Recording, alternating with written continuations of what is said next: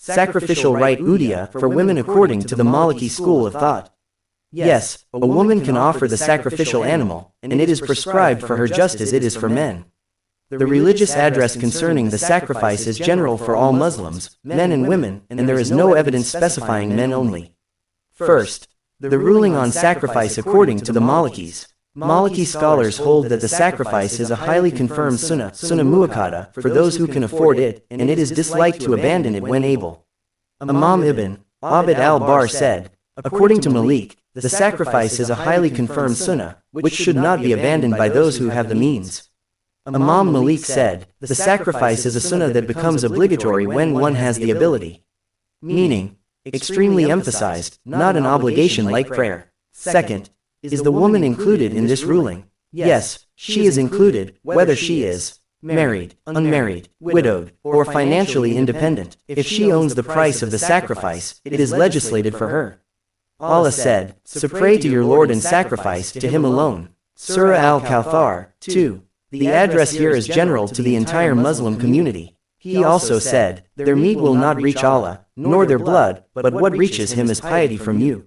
Surah Al-Hajj, 37. The phrase, from you, includes both men and women. Third, evidence from the Sunnah. It is authentically reported from Salama that the Prophet, peace be upon him, said, when the first 10 days of Dhul Hijjah begin, and one of you intends to offer a sacrifice, let him not touch his hair or his skin. Muslim, his saying, one of you, includes women as well. Therefore, scholars say, if a woman intends to sacrifice, she must refrain from cutting her hair and nails like the man. Also from the Sunnah, the female companions used to give charity and offer sacrifices, hadi and udiyah, and that was not disapproved of. Fourth, statements of Maliki scholars. Ad-Dardir in Al-Shar al-Kabir said, the sacrifice is recommended for every free, capable Muslim. He did not specify men over women. Al-Hattab said, a woman is like a man regarding the recommendation of sacrifice if she owns its price.